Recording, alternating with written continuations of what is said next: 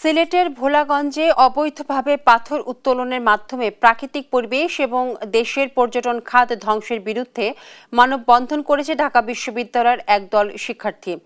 মঙ্গলবার রাতে বিশ্ববিদ্যালয় সন্ত্রাস বিরোধী রাজু ভাস্কর্যের পাদদেশে অনুষ্ঠিত মানববন্ধনে অংশ নিয়ে তারা অবিলম্বে পাথর উত্তোলন বন্ধ ও জড়িতদের বিরুদ্ধে কঠোর আইনগত ব্যবস্থা নেওয়ার দাবি জানান।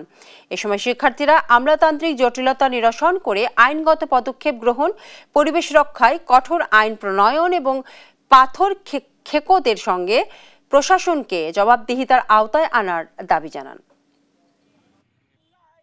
উপদেষ্টাকে বলতে চাই, আগামী 24 ঘন্টার মধ্যে অ্যাকশন দেখতে চাই, অ্যাকশন না হলে আপনাদের পদত্যাগ দেখতে চাই।